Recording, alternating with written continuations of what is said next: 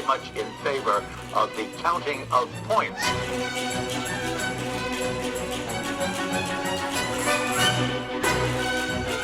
Does it work for you?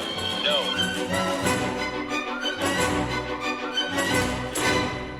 Hey everyone, welcome to the Run Through, the figure skating podcast where we talk about all the things that make us kiss, make us cry. I'm your host, Adam Rippon. And I am your other host, Ashley Wagner, and we are joined, as always, by the one, the only, not Olympic champion, but two-time Emmy Award-winning human being, Sarah Hughes. I actually won those awards for being human, so thank you. The for first having me. person to ever win Emmys for just being human. Showing up. Yeah, and it's working out really nicely for me. Wait, I meant to tell this story last week, but when Ashley was in Atlanta, she taught a skate and sculpt class, and I went with her to the rink. I did not take it. Don't worry, everyone. But someone came up to me after the class and said, "Are you not Olympic champion Sarah Hughes?" She got recognized in the wild. Isn't this incredible? That's incredible. Yeah. Wow. So I know you guys have some fans, but I have fans as well. I'm garnering a fan base. What felt better, winning an Emmy or being recognized? What about the time I won the Olympics? No, that didn't happen. What about the time you ran for office? Ugh, That felt I hope the best. she wins.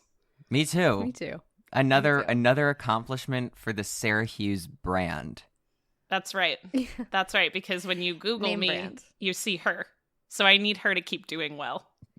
Or we need to keep on doing this podcast, and then eventually we'll take over. Yeah. The algorithm will shake out eventually. The Yeah. not Olympic champion Sarah Hughes fan club is growing by the second. My dream is that you'll both be running for the same elected office one day. Oh my gosh. S Hughes Which versus Sarah? S Hughes. Yes. I do want to know what they would do, how they would really help people understand which Sarah. We're not voting the for. same. Just over and over at every I'm debate. not changing my name. So I don't think she's she going has to either, if I'm going to I be think you guys, quite this frank. is going to be a long time bit for everybody. Well, today is going to be a little bit of a heavier episode, but I'm really excited to have this conversation. I think that it's one that is so important to have, and it's in having these conversations that we actually continue to kind of move the needle and push the bar in the right direction. So before we get into this episode, I do just want to offer up a trigger warning. We will be speaking a little bit about sexual assault, sexual abuse in sport, physical, emotional abuse. So if those are things that you find you are sensitive to, be kind to yourself. Just really check in with yourself if this is appropriate for you to be listening to. But with that being said, why don't we really get into this? So I think the reason why we're having this conversation in the first place is because a couple weeks ago, I went to both Adam and Sarah and really was frustrated because in my experience with sexual assault, I feel like I am consistently being reminded of it every few months in this sport, and it can be a really triggering, traumatizing experience to live through every single time it comes up again. And so it's also a really lonely experience, and I haven't felt a lot of other athletes standing up for the problem that I'm trying to highlight. And some amazing feedback that I got was really that my experience, while it is singular and unique to me, is not all that singular and unique in this sport. And so today, I would love to not talk as much about my individual unique experience and really open it up a lot more to what we think the sport as a whole can do to change the culture. Because I had always hoped that my story would highlight the culture that I think really needs to change. And in a lot of ways it did, but also in a lot of ways it kind of became this one very singular experience that made it hard for other people to kind of jump in and speak to as well. So we're definitely going to try and kind of keep this a bit more broad in the way that we talk about this. And I think that's going to be really helpful because I think like at the end of the day, the change that we need to see in our sport and in other sports is something that we all want. It's something that we need. And, if we just kind of jump right into it, like in our sport specifically, and like Ashley, this firsthand just as well as I do, is that, your peers, when you're competing, are all different ages. Like when we're competing at the senior level, I'm 28 years old and I'm competing with somebody who could be 15. We're considered peers. But in the real world, we are not peers. I am a 28-year-old adult with a 15-year-old child in this event. We are not peers. I remember one of my first Grand Prix. I would have been 15 or 16, and I was roomed with Tiffany Vise at the time, who was a pair skater, and she had to have been at least 6 or 7 years older than I was. Mm-hmm. And I think right off the bat, something that's really important to speak to in skating is the social dynamic, but you have to understand that figure skating is a sport where you really select this sport and you are hyper focused on this sport from a very young age. So you don't see a lot of diversity in athletic activities of these athletes. Obviously, I always try to point out you can skate as much as you want. You can turn this career into whatever you want. It's not one recipe makes an Olympic champion. But training is usually 5 days a week, if not 6. And it's going to be for a couple of hours a day. And so your entire social environment becomes the rink and the skaters. You don't necessarily have time for a life outside. So you already have that lack of diversity in social experience that is very unique to, I think, elite sport in general, but really figure skating, since that's what we're here talking about. Oh, yeah. I mean, like, Ashley and Sarah and myself, we've had this conversation before where it's like when you're in school, there's this like fine line of like, I'm in 8th grade and this person is a sophomore in high school, and that is totally different. But you can be the junior level and 13 and 22. And that's where you find this like these blurred lines. And when I was growing up, there really wasn't a lot of education on what's appropriate as... No, there was none. There was no. no education. Absolutely. I remember, and I've told both of you this story before, that like when I was 17 and I was turning 18 in a few months, my mom pulled me into the car one day and she was like, you're about to turn 18. Everything is different when you're 18. You can never be alone in a room with somebody who is under 18. Don't text any of your friends that are under 18. If you are going to be with your friends at the rink, make sure that you're in a group with them. You are never to be alone. That is inappropriate. Do not do that. My mom absolutely grilled it into my brain when I was 17 and a half years old. And that was just inappropriate. It was wrong. Do not put yourself in a situation like that. Do not offer to drive somebody home. Do not offer to walk somebody home.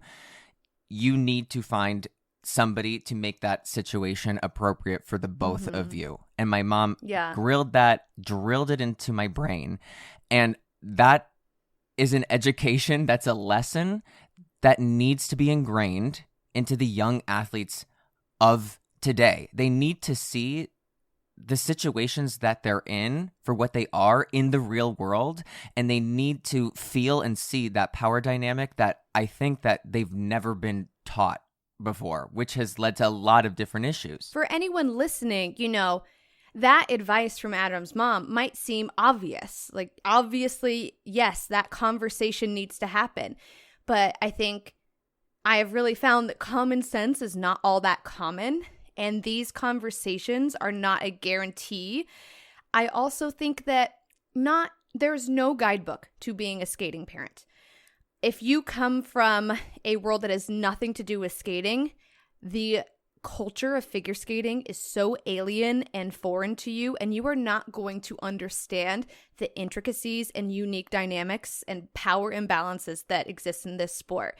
So a lot of the times I will see comments where it's like, where were the parents when all of this was happening? Why didn't the parents do something? There is not the knowledge base to understand what to watch out for, to set your kid up for success. And while there might be some things that just sound like common sense, there is also this extremely unique relationship in skating between partnerships, coaches.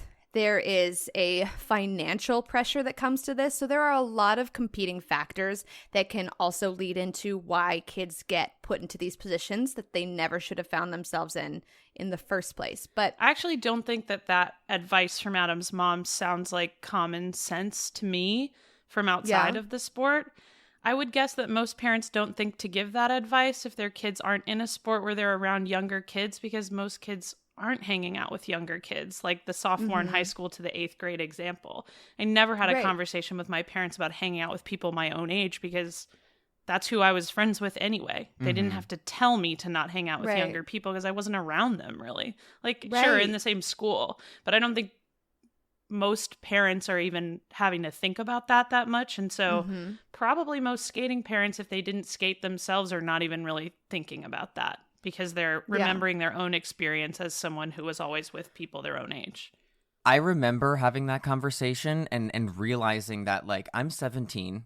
I have friends at the rink who are 16, 15 years old, which is an appropriate age to be friends with. But I'm also friends with people at the rink who are 24 or 25. And to think that there's this 10-year, especially when you're young, right? When you're young, this is when the power dynamics, there's this big imbalance. And it was the first time I really thought about it. And I could see that, like, yes, it's completely different. When you're a legal adult, everything is different. And I think that even, like, if you have that conversation with yourself of where are the parents, sometimes they're there, and the discrepancy of these ages it feels blurred, right? Because I think that, like, when you're in this sport and you take these sports really seriously, you're in it, and it can feel like a little bit developmentally, you can feel a lot younger than you actually are. Oh, absolutely. I think that there's a huge social developmental delay in skating. And again, that's simply in all just sports, because, I think, truly. In all sports. I don't think this is unique to just skating, but I think because we're focusing in on skating, this problem is coming from a lack of diversity in life experience. You are simply a skate. I mean, I was that, like, people in high school didn't know my name. I was that girl who skated. And to give everyone context, when we're talking about how these huge age ranges kind of come into play. So I remember at my rink, there were the little kids and the big kids. And I was always in the big kids group. Now, the big kids could be starting at 13, going all the way up until, the 21-year-old. Because big kids means double axle, which is not. It's a skill. It's right, a skill it's a level skill. And not an age group. But then the junior level, you can start competing internationally at age 13. You are, as a female athlete, you are going to age out of the junior level at 18. As a male pair and dance, is it specific to pair and dance, Sarah, or does it also go through singles as well? I think it's specific to pairs and dance. Okay, so then men who compete pairs and dance at the junior level have until 21 to compete at the junior level. So this is how you were going to get a 13-year-old and a 21-year-old who are now in the same social environment. And that does not all.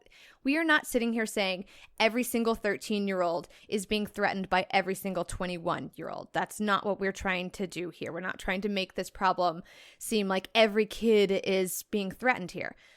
But there have to be protective measures and educational measures and boundaries and responsibility put on people in charge of these social environments, and figure skating just doesn't want to take ownership of these interpersonal dynamics that get so muddy so fast. Well, yeah, I think one thing I'll say is from working on other sports in my job, like U.S. figure skating is not unique in not wanting to take responsibility. Yeah. And maybe that's the wrong way of phrasing it, but U.S. figure skating is not unique in not wanting to see the problem as cultural and preferring to see it as a few bad apples, to like be a little cliche. And like what you're talking about, where you put a 13-year-old and a 21-year-old in the same environment, maybe it is that there's a few bad apples, but it's sort of like, you know, when you have a group of crops, you do everything that you can to make sure the crops stay good. Yeah. And so it's like, yeah, a few apples will always go bad.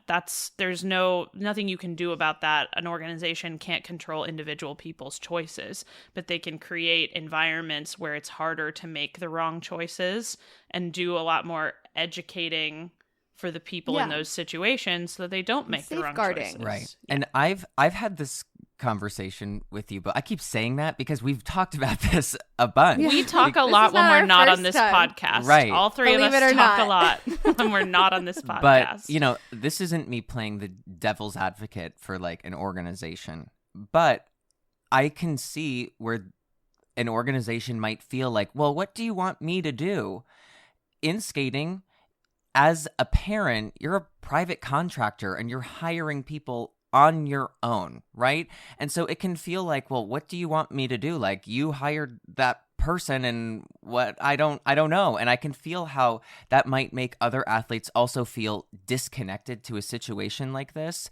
And when you think of sports like gymnastics, there were a lot of training camps that these athletes went to, and they were together, and these were camps organized by USA Gymnastics. And so that's where it can really feel like they really had their hands in this. And at US Figure Skating, we don't have a lot of those training camps. No, it's so singular. And it's when Ashley wanted to work with John Nix, that was nobody going, Ashley, go there. That was Ashley pulling up every coach in America going, where is the best place for me to go? When she wanted to work with Raphael, it was the same thing. When I wanted to work with Raphael, when I wanted to work with Brian Orser, that was me trying to find the best situation for myself. I had to make all of those decisions on my own. Nobody guided me there. And that can feel like, hey, I made these decisions on my own. But, you know, Sarah, when I had this conversation with you, you brought up this really great point, if you remember it, was that like, but the education of these people who you are allowed to hire needs to be really implemented, and that is their responsibility. The athletes are still your athletes. They still wear your jackets in the kiss and cry. They win medals for you. And so I don't think it matters so much that I think it's a complicating factor that coaches are hired privately, but I don't think it separates US figure skating from the situation. I mean, these are your athletes. They're under your care in some way, and you credential these coaches to go to events with them. And like, you have a lot of power in making sure that coaches are certified in certain ways. Like, you can add training minimums, like educational minimums for those people getting hired. And same for the athletes. There are some, but they are pitiful and they are not enough. And a lot of these coaches, I mean, I was at a conference yesterday, and this incredible lawyer who works with Child USA, and they focus on child abuse, was speaking to a lot of the problem that these national governing bodies, or NGBs, in sport run into. And it's that for the skater and the coach, we have safe sport training. And this is a problem with the NGBs as well as safe sport in general. It's a video. It's a video with a couple of chapters. I could play the video, walk away, come back. There's a little quiz. You can't fail the quiz. It'll just make you rewatch it again. And then it's like 4 questions. You could figure that out. You don't have to watch these videos. You are not actually training your athletes. You are simply having them check a box so that they are no longer considered a liability. And that's just not enough. That is, I mean, when I went to US figure skating before I came out with my story of sexual assault, I wanted to go specifically to US figure skating before this story dropped because I didn't want to burn the house down. I wanted to be able to use that story as leverage to push them to create positive change. And I very rarely give US figure skating credit. But in this moment, they listened to some of my ideas, which mostly focused on reform at the junior level, and they implemented them.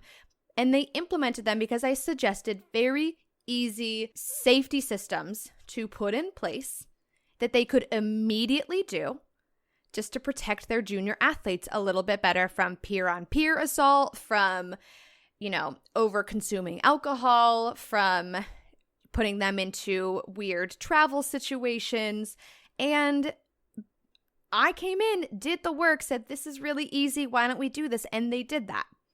But after that, they have done nothing since to develop any kind of athlete programming that is educational, informative, going to create any kind of cultural change. And it's a lack of ownership in the problem of this culture that is why we keep on getting stuck in this position. And, people come forward with their stories and their experiences every now and then and drop it onto their lap. And they're like, well, this is a bad apple. Well, this is a bad apple. But they're not turning around to see the whole orchard of bad apples that have been chucked at them in the last couple of years, because that's an inconvenient truth. And they want to keep on looking ahead. And they're not thinking about what's making these apples, so many apples go bad. Mm-hmm. Right. Can we make fewer apples go bad? What can we do? They're just not thinking about that. And it's confusing because they have, I feel, you mentioned the parents earlier, Ashley. Like, one of the things I always think about with parents when people say, where were the parents? Like, parents are in a tough spot, I think, with these governing bodies where the governing body has complete, absolute power over your child's dream coming true. Assuming it is their dream, right? To go to an Olympics or a World Championships or whatever. And that was a big problem in the gymnastics situation. Was it wasn't that parents were turning a blind eye necessarily. It was just that, they wanted so badly for their kids to succeed. Whether you think that's good or bad, I think it's natural. And the kids wanted so badly to have these opportunities. So there was this culture of silence that resulted from that because people didn't want to rock the boat. They wanted to get selected for teams. They wanted to get chosen for opportunities. And I think that's especially resonant in figure skating, which is also subjectively judged. And you get selected onto teams in this kind of arbitrary way sometimes. And the reason I say that is that absolute power that the governing body has should make them feel like they can do something to make fewer apples go bad. They have all this power. Mm-hmm. Yeah. I mean, I was literally speaking with the CEO, Tracy Merrick, who called me last week before they released that letter, which we should definitely speak on that. And, I actually really do appreciate Tracy. She is the first U.S. figure skating official that I have really talked to in depth since I came out with my story. She has spoken to me the most. She does not have a figure skating background, which I actually find really refreshing. I think it's an opportunity for this organization. But she's only been doing this for 4 months. And so she has had to kind of swan dive into this swamp and learn not only how to get a dinosaur back on its feet financially and, bring life back into the sport as far as bringing in audiences and the business side of the sport. But she's also now having to deal with understanding the cultural nuances that are so intricate and complex and really not as obvious as you would think that it is. And so I've had a lot of conversations with her and, she really does listen, but I think part of this problem really is just a lack of ownership. And one thing that has always been said to me, and it's not just from the current CEO, but anyone I've spoken to at US Figure Skating about creating change, is they say change takes time. And that's true. No doubt about it. Creating cultural change takes time. Creating safety nets and safeguards for kids and non-starter hiring policies and suspension policies that are rigid and not gray, that's immediate. That does not take that much time. Mm-hmm. And so that's where I told her, be better faster. Like, it doesn't have to be that complicated. You can absolutely put these safeguards in place, and you're going to immediately come head to head with people who are not following the rules. And when they don't follow the rules, they need to be reprimanded for not following those rules. It's the people that are given a slap on the wrist, given a little suspension, and then they're back working with kids, or athletes who are abusing their partners or another kid at the rink, who are, continued to be funded by Team USA. It just is a system that talks the talk, but in no way, shape, or form have I really ever seen it walk the walk.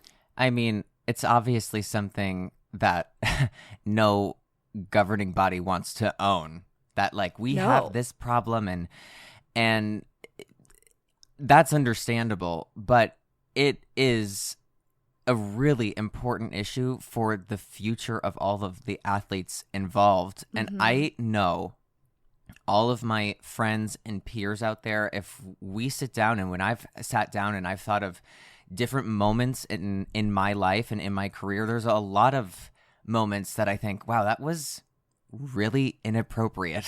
And that was not a good situation that I was in as a young kid.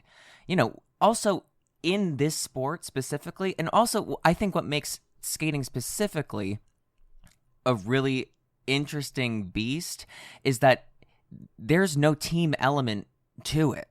It's so individual. It's so on your own that you think of solely your own experience as that athlete, as that parent and child dynamic.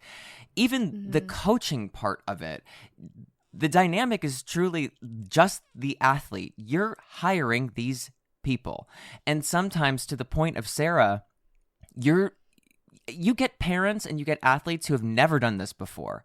The majority of skating parents don't have a skating background. So I know when I think of my mom making choices for me and my career, my mom was making the best decisions she could with the information she had. And then it was just, okay, I guess maybe this is like this. I don't know. I don't know how this is going. I don't know if this is normal. I don't know if this is right. I don't know if all of these high-level people act this way. And that's where the education needs to come in. And so, Ashley, I want to talk about, like, what are the changes, what are the actions that these governing bodies can make? How would you like to see things in these governing bodies at US Figure Skating change? How do you make this change? Obviously, I believe that this organization needs to own their problem.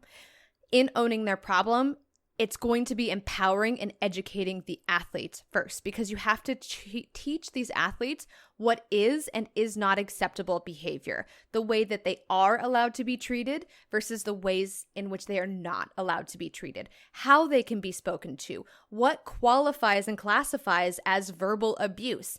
If a coach is yelling at you, is it that they're yelling at you because they're motivating at you? Or is it that they're screeching at you and they're tearing you apart? There are so many nuances to coaching, and I think it makes it really difficult for coaches to navigate this. But like tiny violin, I'm sorry if you have to relearn how to coach because we're trying to protect kids. Get over it. I think that you need to create some kind of programming that is specific to figure skating, that is not just pictures of a soccer player who looks sad, because I'm sorry, the figure skaters are not going to relate to that. A lot of safe sport education is focused on the team environment. We're not in a team environment. We are not in I know that track and field deals a lot with eating disorders. But while eating disorders can kind of stem from a very similar problem, in figure skating, we are absolutely being told that we need to be smaller to be better athletes, be better jumpers, to really benefit the technical side of our skating. A lot of time But with it's no also context, too. no context, but it's also because it's an aesthetic-based sport, and we are being told that this tiny prepubescent body is the aesthetic gold standard. And so there's just no education for these kids, giving them information about what they're actually going through, why it's not okay, and how they can stand up for themselves, who they can talk to, conversations that they can have with their coach if that's not going well with their coach, how they can reach out to other resources to help support them, what parents can do when they have a coach that is consistently pulling them aside and telling them that their kid is fat at the age of 8.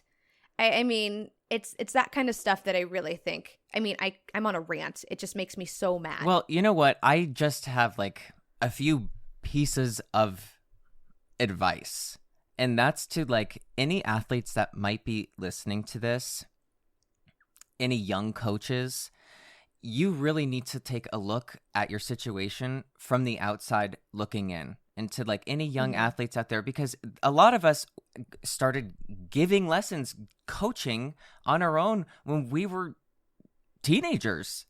Yeah. I easily could have found myself in a situation where I could have not felt like it was inappropriate, and it totally would have been. And because of that talk that I had with my mom, I never put myself in a situation like that. And I think like if you're a young coach and you're coaching athletes that are under the age of 18, you need to text them about a lesson. Always include the parent. That it might feel like, I'm just telling them. There should always be two people. There should always be two people. You should always be mindful of that. If you're in a pair team and you are over the age of 18, your partner is under, include the parent. It is just the proper etiquette. Or the coach. Always include somebody in that message so that it is a group, and that there is not a one-on-one situation, that it is inappropriate. People and young athletes need to learn that. In the same way, Ashley, I know that we had this education. We were afraid to eat a poppy seed bagel because it was grained into our mind. That is bad. That is inappropriate. That'll put you in a bad position. You could have a failed drug test. It was so serious. And in the same way, this hard line needs to be drawn so that the athletes and the coaches and everybody in the culture can feel that like this is just as serious. It's just as important as not eating a poppy seed bagel. I remember being at like a bagel shop, being afraid there'd be poppy seeds on a plain bagel. Cross-contamination. Exactly. And that was from education. So education does work. That does work when you are taught that these things are right and wrong. Because you never failed a test for your poppy seed bagels. Never, because I still won't take poppy seeds. I'm talking about it like it's an NSAID. Take the risk. You still won't inject poppy seeds? No, never would, never will. I feel like the sports like figure skating where the kids who do it are usually not full-time in school, like that's a big factor too, is the coach in that situation is taking the place of a teacher. Like you would normally be in class when you're on the rink, when you're at a certain level and you're going in the morning or going during the day. Like you would never want your teacher to text your kid. Like if you're a parent, like a teacher texting a child would be considered inappropriate immediately. Yeah. Right. Because that's not appropriate. But when you have these one-on-one dynamics, it can feel like, oh, we're friends. It can really feel or like even that. like a pseudo parent. Yeah. That's part of that. That's what you'll it ends have up coaches who are, potentially driving kids to school from practice. And obviously, as a coach, if you've properly done your SafeSport training, there are a couple of things that you know to do if that's the case, if there's no other option. But that being said, you always, as a coach or as a person in a position of power, have to consistently and constantly check yourself, because there can always be this duality in a relationship, and you can be professionals and you can also be friends. But it is your job as the person in a position of power to evaluate that relationship and say, what is in place for this student or this athlete if they actually are uncomfortable in being friends with me? Is there a space that they can go to talk to someone and tell them that they're uncomfortable with this relationship and they want out of this relationship? Is there a space where they can tell you, hey, this isn't really working for me, without fear of some kind of repercussion, without fear of you not wanting to coach them? And so that's why it's just so much easier to keep these relationships out of a gray area. And if it's a professional relationship, it's a professional relationship, because sure, maybe that feels stiff and awkward and less fun. Guess what? It just helps keep a kid safe and comfortable. Mm-hmm. And if that's the price you have to pay, that's just not that hard. Well, and from the perspective now of the minor, of where we've all been in this position, when you're 15, you're 16, 14, you so badly want to show everybody that I am mature. I am an adult. Especially if your peers are so much older than you. Absolutely. And the people that you're looking up to is like, I want to be that level. I want to be just like this person. I want to skate like them. I want to be as respected as this person. So you act like that person. And so you'll have a lot of people who are come off as very mature. And again, this education goes both ways, because if you have that education and you're a minor, you will now know and have the wherewithal to realize that you are in situations that are not good, and that gives you the power to speak up, and it gives you the power to feel that, yes, I am right, this situation is bad, I should tell someone. But when there is no education like that, when the lines are blurred, it's very easy for you as a young person to think, I don't think that was bad. Or maybe this is what it's like when you get older. This is just what happens. This is just how it is. what happens. I mean, that's why, for me, one of the first policies that I addressed was on the Junior Grand Prix circuit, because there's a lot of minors, but there's also a lot of people who are 18 and you're in Latvia and you can legally buy alcohol. And so post-event, there's always usually some kind of a party, and everyone is socializing. Everyone has just trained really hard. It's a time to kind of relax, let go. You're actually around your peers at the elite level. And so that is where you find 14-year-olds who are with their peers and they're 18, 19, 20, 21 and drinking, and they want to do the mature thing and hang out with these older kids. And you have kids with minimal body fat who are not developed, who are consuming alcohol for the first time in an environment where you are peers with someone who's 21 and there's a significant age difference. And the power imbalance is just so insanely set up to fail both these younger kids, but also the older kids, because this is their social environment. And while, yes, there should be ownership on older athletes to understand what is and is not acceptable, that comes from education. If there's not education in place to be like, you are 18 years old, your partner is 14 years old, I do not care that you guys skate with each other every single day, under no circumstances is a romantic relationship acceptable or legal, then it's just going to be a socially normal thing that keeps on happening. And that is absolutely a problem that we have in this sport. And again, it's, yes, those legal adults need to know that this is just the way it is. Yeah. This is the way it is. There's no way around that. No, I mean, so what I forgot to kind of bring this full circle. So my point was, if they are underage after their event, they're going home. They do not need to stick around for a party. And so, or they're moving to a different hotel with their parents, but they have to, if they're not supervised by an adult, they have to go home. And it's when people point a finger of blame at the victim or the individual who found themselves in a bad situation, it's not about the individual making bad choices. It's about setting up a system where that individual doesn't even have the ability to call those shots because we have thought about their safety. We have set them up for success.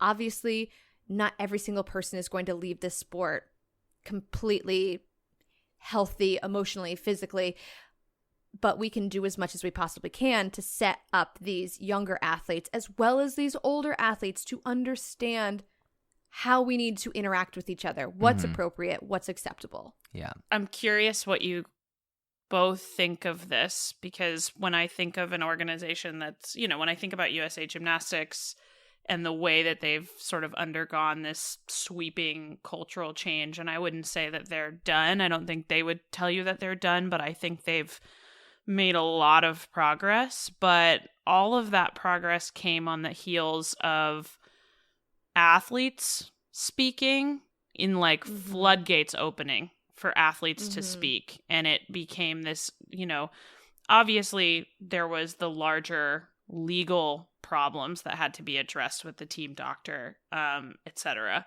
But I think beyond that, the floodgates were opened so that any athlete who felt that they had been abused in any way felt empowered to come out and say something, to the point that all of it had to be holistically addressed. It couldn't just be, okay, we fired the doctor and he's going to jail. It couldn't be like the Carolis are fired or whatever. They had to address this larger culture because the girls wouldn't stop talking about it. And I'm curious what you think of, what is the best way, or what would have made you feel empowered as a young skater to talk more openly about the way you were feeling? Oh my God. I think does that come from the organization? I don't know. That's a genuine question. I think it comes from the organization. I think for me, I did not come forward with my story. I had no intention of ever coming forward with my story until I really felt like no one believed this and I had to. But because I didn't want to be a thorn in anyone's side. I didn't want to be hard to deal with. I didn't want a judge who was really close friends with this person who was my peer to not believe me and think that I was trying to just cause a fuss and then have that create problems later in life. So, I mean, yeah, if I felt like there was a safe, neutral environment for me to come to and be heard and be believed, absolutely. I mean, the other problem that I addressed when I came to US figure skating, for the longest time, judges were team leaders. And I found that to be completely inappropriate, because if something happened to me physically, sexually, emotionally, they're the last on a people Grand you Prix, want to talk to. I'm not going to talk to a judge about what happened to me. I'm not going to report my experience to someone who's going to judge me at nationals. And so I think, that was a step in the right direction, but it's creating safe, neutral spaces where you don't have to be worried about the ramifications on your career. And I don't think that's work has been done yet. For me, it goes back to education again, because in the situations where I felt very uncomfortable, if I knew and if I had the tools of these are scenarios that are bad. This is not a good thing. This is not a normal thing. This is not the way somebody should treat you. If I had those tools, I would have felt comfortable to go to somebody. But I also didn't want to be the person to be I think this was a bad situation that I was in, because nobody else was saying it was a bad situation. And for me, it's just to have the tools of this is appropriate, this is inappropriate. People should not talk to you like this. People should not put you in these situations. If I had those tools, I would have felt more validated in approaching someone And Yeah. obviously, yes, the last person I ever would have wanted to approach would have been an official, and especially a judge. Are you kidding? It's the last person I would have been like. I found myself in this situation because as a kid, I'm thinking, okay, they're going to think I'm stupid, that I did this, and that I'm dumb, and that I'm immature, and then they're going to think that when I'm skating, and it's just, you create this big monster in your mind, when really, yes, if you felt uncomfortable, there was probably a reason. And again, if I had that education as a kid, when I saw things around me that felt a little weird, that looks a little weird, I would have known to tell somebody, hey, I saw something that I don't think is right. Hey, somebody treated me in a way that I don't think is right. That felt bad. That felt weird. But I didn't know. I didn't have those resources. And so I felt like it must just be me. I need to just, keep my eyes on my own road, move forward. Yeah. But I didn't have that education. I didn't know. Listen to your gut. That would be the one thing I want anyone listening to this to understand. If something has made you feel uncomfortable, honor that. Validate that. At this conference that I was at, we were having these roundtable discussions about just what can be done to create some kind of bridge for athletes and these NGBs, because there's no trust in the NGB. I don't trust this NGB. I think a lot of athletes don't trust this NGB. And this liaison position was brought up, which I thought was really, really interesting as just a neutral ground for people to go and talk about their experiences too. Because the other thing is, sometimes people don't come forward with their assault or abuse because they don't want to take a legal route. That's really scary. And when you go to US Figure Skating's Safe Skate page, the recommendation is to contact SafeSport or your local police department. Those are two very scary options. It's not a neutral ground. It's not a space that you feel comfortable going to if you're not sure what's happening to you. And if you want to just kind of get more information or understand the situation a bit more, I wouldn't have done that as a kid, because I would feel like as soon as I report something to SafeSport, the wheels are going to be in motion and something is going to have to happen. And then maybe, what if I'm wrong? What if what I thought was not okay is legal? And that's usually not the case, but that's where my head was at as a lot of times kid. That is the case, sadly. I mean, that's true. It's very true. And that's where I could go on forever about statutes of limitations, but we're not gonna. That's another podcast. But I think I think what you're talking about, like the liaison thing, probably ends up being a former athlete, someone who's younger, who understands this culture, who's a little closer in age and generation and experience to the current athletes to understand their experiences a little better, and also be mature enough and out of the sport enough to not be one of them and not be socializing, right? That's what you mean? Yeah, I think that's kind of what I have been just really interested in, because there's no neutral space to talk about what a person is going through. And I think people love to act like abuse is this big gray area. But it's not. I think a lot of abuse is very black and white, and obviously there's shades of gray to everything, but why not act like it's black and white? Because I think if we take that black and white approach, you are going to end up finding more bad apples and protecting more kids from those bad apples. And it's also an educational opportunity for younger athletes who might not fully understand the power that they hold in a social dynamic, and correct that behavior early on. Help them understand why what they're doing is not okay. Give them resources and tools, but do not just let athletes continue to skate for the sake of you having invested however much money into them as an athlete. And, we're going to push them through to the next event simply because.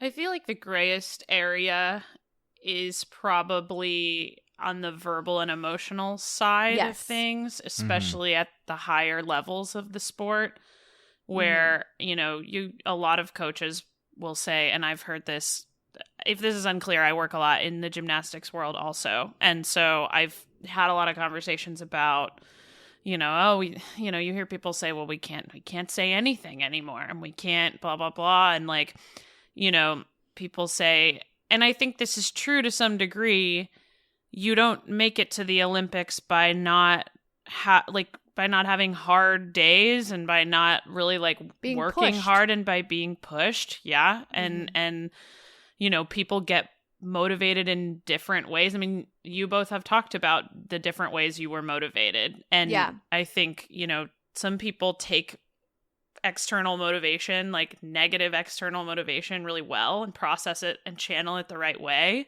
And some people don't want or need that. But I think you end up in this gray area of, well, if we want success, if the athlete wants to be successful, we have to push them. I have to push them as the coach. And it's just sort of that is a gray area, I think. There's obvious lines, like the weight comments, or, the degree to which you're yelling at someone. Obviously, anything physical would be an easy line to draw. And I think those lines exist. It's just that people cross them and the kid doesn't know what to do at that point, because they're like, he's just trying to push me. She's just trying to push me to be the best. And it's just sort of and then you end up with these people in the broader culture saying things like, and this was probably more true in gymnastics, saying they're not going to be as good. They're not going to win as much, because that program was really dominant for a long time. And it was, a lot of times the credit for that went to the Carolis, who were running this tight ship, if you want to call it that, but it wasn't that tight. And there were a lot of horrible things going on under that regime. And people were saying, well, they're not going to win as much. And it's like, okay, great. I don't care. And we shouldn't, that doesn't matter, because what is a gold medal worth at the expense of a child? So I always find that really, really interesting, that people believe that in order to be successful, you have to be hypercritical towards these athletes. And there is research that I was just looking at focusing on athlete resilience. And perfectionist athletes tend to have extremely high expectations that often are almost beyond unrealistic. Now, if you have an athlete on the other end who is participating in self-compassion and is creating space for mistakes, they were looking at varying levels of perfectionism, kind of moving towards self-compassion. There is no difference in performance outcome between someone who is hyper perfectionistic and someone who is much more compassionate towards themselves with mistakes. And so I think it's that kind of a mentality of, you need to be so focused on being perfect, letting yourself be pushed to this nth degree, being hard on yourself. That data does not track. It is not the way it has to be. I do think you need to be pushed, but I think you need to be pushed in a way that motivates you, in a way that when you're tired and you need to learn how to skate on tired legs because your legs are going to be dead at a competition, yes, push me there. But do not emotionally push me for the sake of making me a tougher athlete, because the research shows that that does not actually make a difference. No. And one thing that we were really lucky to have, when we were older, in our 20s, mid to late 20s, when we were working with our coach, we were motivated in two very different ways. Yeah. Oh, yeah. Raphael said almost nothing to me. He would just be like, it's good or it's bad. Same. And that's he could say to me, it's good or it's bad, and that was enough for me. He would be on Ashley's tail. He'd be on her tail. Yeah. But I could also see at the end of the day, and you tell me if I'm wrong, when the session was over, he'd come to you, he'd make sure that you were all good. What happened out there was what happened out there. Yeah. And he would constantly check in that you were consenting to this way of training, that this was something that motivated And you know what? you. I will always give him that credit. I don't think that Raph is the right coach for every single Totally skater. I really not. don't. No, just like every I coach really isn't the don't. right coach for every skater. Exactly. It's true across the board. With Raph, he was the best coach for me in my career. Was he a complete asshole to me on the ice? Yes. But I consented to that. I felt for myself that I needed that. Hindsight, that was some other stuff that I needed to work through, but it was definitely showing up in my skating. But at the end of the day, he'd pull me over and be like, "You looked really upset out there. Are you okay?" And I'd be like, "Well, I mean, no." No. But yeah, I think it needs to be a conversation between the coach and the athlete. And while you're That's my hiring out, point. I Yeah, mean, that- yeah, you're hiring out these professionals. And so it's this really weird dynamic because it's like you wouldn't tell the plumber how to do their job. That being said, you are also allowed to be like, "Hi, plumber, why are you searching around but a in-" plumber is working with pipes. Like, coaches are working with human beings. It's nuanced. You don't tell a plumber Totally. how to do a job because pipes work in a specific way and they're the same. Humans are different. Humans No, I are think not all the that's same, point. so it's just you can't do that. I think it's the problem, I think, is that in your 20s, like you both are saying, you can have that conversation with your coach, but when you're 13, you probably don't know how to No. have it. And I don't even know No. that your brain is developed enough to have it at that point. And Oh, so she's not. Well, and you don't know any other option of what you know. You don't know anything more than what you do know. yeah. Your life experience is so limited that unless you've been given the toolkit to say, "Hey, that makes me uncomfortable," or be empowered to go to your parent and say, "Hey, mom, I'm getting yelled at a lot by my coach.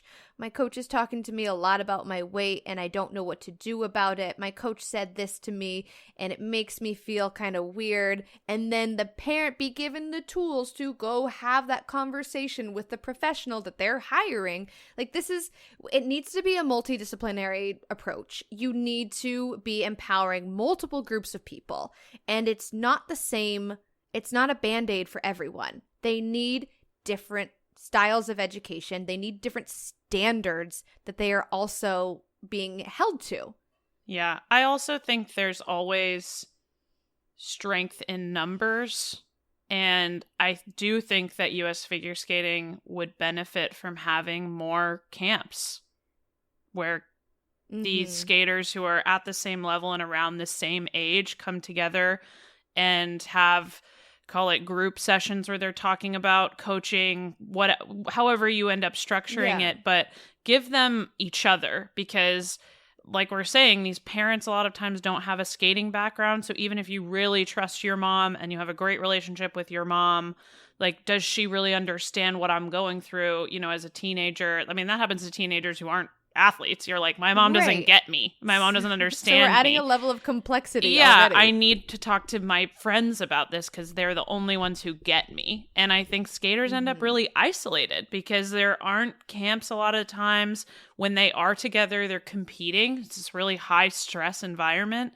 Like, I Yeah. think they would benefit from more group settings. Those kinds of camps, I think, would be super beneficial because you would just be more connected to your own peers. Like, it really can feel so isolated. I mean, when I was young, I trained totally by myself at a rink in Philadelphia. It was just me and my coach and a few random public skaters that would come in and out. So I was by myself all the time. So for me to socialize, it was at these events. And Yep. I remember going to competitions where it was like I had two goals. One was to do really well, and the other was to make friends, because I didn't have any friends. And I would have done anything to have friends. I was the only person going to like a sectionals where I didn't have that group of people going like, "Go at 'em." I get the golf clap because I didn't know anybody there. Nobody knew me, and I wanted to Yeah. fit in. I would have done anything to fit in.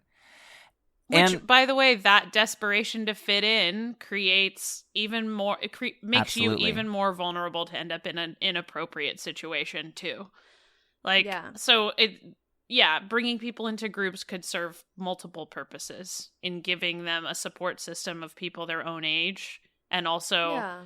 creating a social environment for them where they don't feel like they have to do something that doesn't feel quite right just because they're trying to fit in. They're like, well, I already have my friends. I don't need to put up with this. Like, I don't like this. Also, I'm good. putting them in front of potential trusted adults and making them more familiar. And if we're talking about a liaison in a perfect world, making that person or people accessible, visible, you're going to be so much more likely to talk about what you're going through to someone that you know than a complete stranger that is hired by the exact organization that is holding the keys to your Olympic dream. 100%. And so that's where whatever kind of remedial fixes are brought to the table, it needs to be brought on by U.S. figure skating, but it needs to not look like U.S. figure skating. Because I'm everything interested that has in been done this- so far is not enough. That letter that the CEO put out last week, where she said that they were creating a staff position for someone who will represent the athlete voice. I'm paraphrasing because I don't remember exactly what it said, but Yeah. I think that's, in theory, in best case scenario, that ends up looking like someone who doesn't work for U.S. figure skating, but works for the athletes. Obviously, U.S. figure skating needs to pay that person. You can't expect someone to do that as a volunteer. But, Yeah. So they have to be Yeah. an employee, right? Mhm. There's no way to fully separate it. But I would like to think that I hope they figure out a way to keep that person somewhat separate from the power structure so that the skaters feel safe talking to them.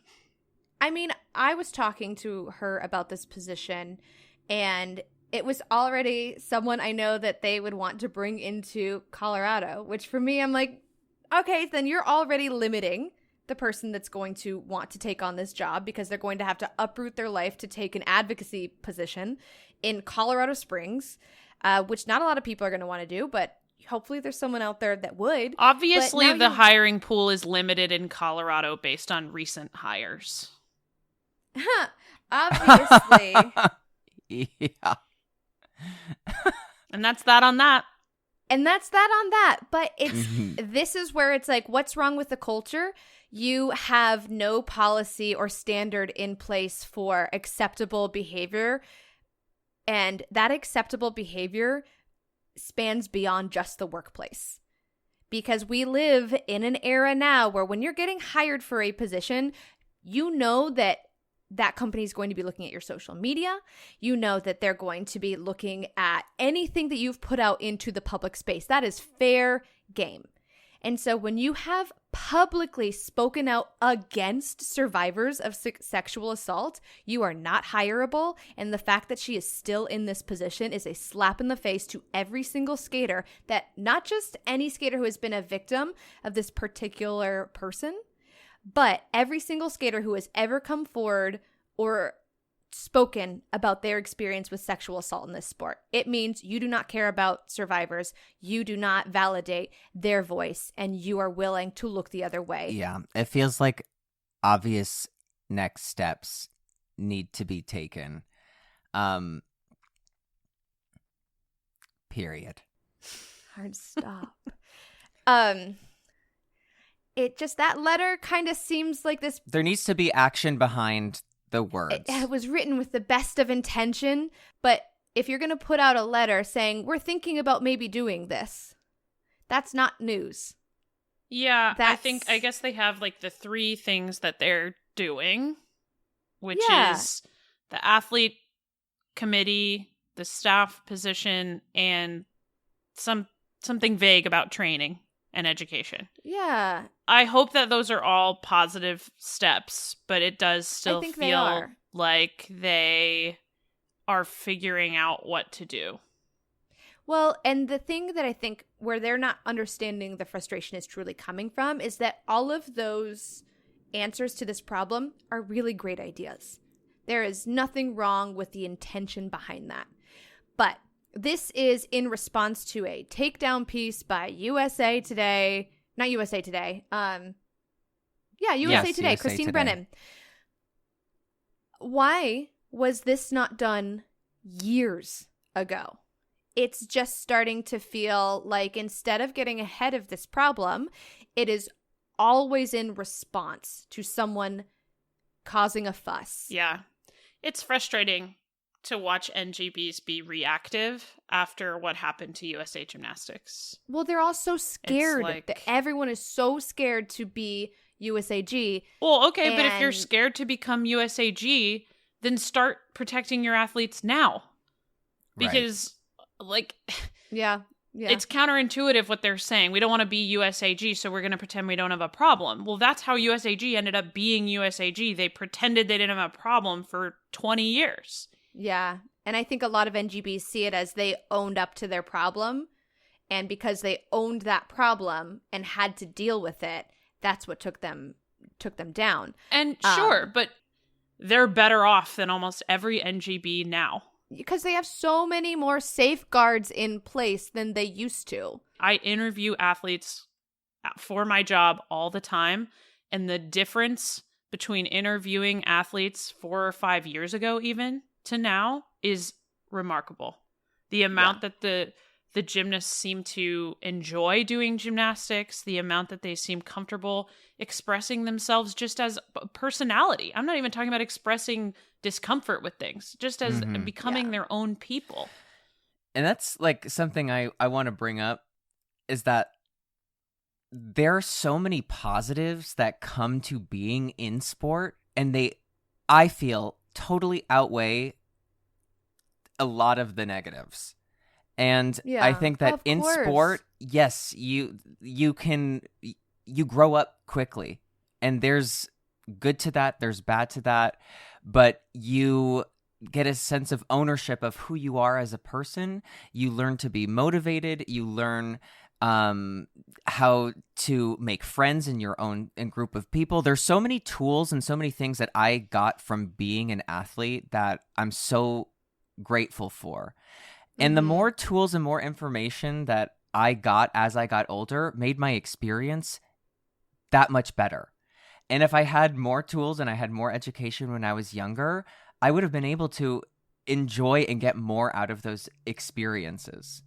Yeah. And the overarching theme of like what I learned in sport was that I made so many deep connections with so many of my peers as I got older, that those are still friendships and people that I'm still connected to based on this like bonded experience that we had of this crazy journey of being an athlete. And a lot of those really great experiences I had were experiences where I did feel like I was in a safe environment, and I did feel that I wasn't in any danger, or that I wasn't in a situation that wasn't inappropriate. Yeah. And I got those tools as I got older, but I really believe that like this internal look of like what USA Gymnastics had based on this incredibly awful situation, they were forced to make a lot of these big changes, these big decisions that have now really implemented in the way that you're talking about, Sarah, that like you can see the athletes enjoying this experience more because there is, I feel from the outside looking in that the focus is different, that there is this the focus is on them. The focus is on them, and it's truly, and it seems to be an athlete first perspective, and safer athletes are happier athletes. And if you take that weird guesswork out for them of whether or not a situation or environment is unhealthy for them, they are going to thrive, and it's going to be better for the sport overall. You are not going to see athletes dropping out of the sport way too early on in their careers because of overtraining, because of an eating disorder, because of verbal abuse, because they just can't do it. They're burnt out. They hate the sport, whatever. If you protect athletes, you are going to have a greater pool of athletes to pull from for Olympic teams, for national team. It's just going to be better for the sport. Yeah, and happier athletes are better role models. And then they're more likely to come back and be involved in the sport. I mentioned this to Tracy. I said, look at the number of top athletes in U.S. figure skating that have actually returned to work in this sport. It is an abysmally small number. And that says something about the sport, the way it makes people feel. If you don't want to return to this sport, that's a failure of the NGB. Yeah. And I feel like everybody deserves to feel in the same way, I think, Ashley, that we've had these moments of like when you go to a rink that you're home. And that no matter where you travel to, if you move, whatever, that when you go to a rink, you'll always feel at home. And I feel like everybody deserves that. That's one of the most beautiful parts about being part of figure skating is that you have this sense of community. And everybody deserves to feel that. And I always feel so bad when somebody feels jaded or if somebody feels like I can't be a part of this. I have to leave. But I understand it. I understand it. And that really sucks. Yeah. And nobody deserves to feel that way. Yeah. And I think the reason why we're all so passionate about this is because skating, and I'm including you in this, Sarah, as well, skating has impacted our lives in so many great ways. The ice was my safe space. The ice got me the life that I have now. And I want another kid to have access to the sport in the way that I did because it opened so many doors for me and it brought me into this current chapter of life that I'm in. But that safe space is not always safe. And that's where you see a lot of vulnerable kids be taken advantage of, and athletes in general. It's not always a 14-year-old kid who's put at risk here. There are plenty of grown adults who are also abused, assaulted, and being put into situations that they never should have found themselves in. And so I think that's where it's just the conversation. I hope that anyone listening, that athletes feel more ownership in this problem because we are all part of the problem, and not in a way that means it's everyone's fault that things are like this, but we all have the ability to implement change on a cultural level. Mm-hmm. And, before we wrap up, Ashley, you put together a list of resources, like SafeSport and outside of SafeSport and in your local police department where... Yeah, so if you have experienced anything in skating that you are uncomfortable with, that you believe is abuse, assault, U.S. Figure Skating and Skate Safe ask you to report to SafeSport as well as potentially your local police department. If that is something that you are uncomfortable with, you're not ready to do, I have always loved RAINN, which is the Rape, Abuse, Incest National Network. They have a national sexual assault hotline, which is confidential. It's 24/7. You can call in, talk to a trained professional, and it is not a mandatory report. I believe there is some flexibility on just connecting you to resources to understand how to appropriately report what you have been through. If you are part of the LGBTQIA plus queer community, there is also a LGBTQ plus IA National Help Center, and they have a lot of great resources. There is a youth and senior hotline. There is also just a general phone that you can call. There is an email as well. So again, that's RAINN. That's going to be the National Sexual Assault Hotline. And then if you Google LGBT National Help Center, you will also find a lot of resources there. Right. And those resources are there for a reason. They're anonymous. You can talk to somebody. Mm-hmm. If you feel like you need to reach out, please don't hesitate. Yeah. And above all else, if something or someone has made you feel uncomfortable, listen to your gut. Respect your experience, and just from one survivor of sexual assault to another. Your story is real. Your story is valid.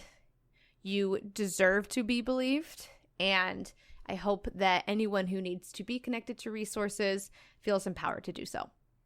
Well, I think this has been a great conversation. It's important. Ashley, I'm always impressed by your bravery to share your story. I think that the conversations that you've brought up are really important. I'm honored to be a part of it today because I think all of us athletes need to start having this conversation. Yeah. And so I'm glad that we were able to do this here on this podcast. And thank you. I And appreciate Sarah, it. thank you. Also, I think it really helps being able to hear kind of that behind the scenes NGB USAG perspective as well, because we have seen an organization completely crumble because they have not addressed the boogeyman or boogeymen or boogie women. And they have had to rebuild, and there is a guideline and there is an organization to look to, and they are not in any way, shape, or form perfect. But it just shows that it can be done, and we should not be waiting for our sport to become the next USA Gymnastics in order to implement actual change. No, absolutely not. Everybody, thank you so much for listening. We'll see you next time here on The Run Through. This is Adam and Ashley. We'll see you next time. Thank you so much. Thank you, guys. And as always, rate, review, subscribe. You can listen to this podcast wherever you get your podcasts. Feel free to reach out to either Adam and I. I am on Twitter and Instagram at AshWagner2010. Adam, you are? On Instagram at AdamRip, on Twitter at AdamRipon. All right. We will be talking to you all soon. We're trying to get on a every other week schedule. That is our goal. TBD. We No, love no, goals. we're on an every other week schedule. Yeah, so far, we yeah. are.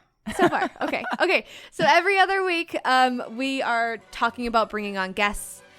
We have a few in mind already, so definitely look out for that. But please send us your comments, and really looking forward to more of this. So thank you, everybody. We'll see you next time. Bye.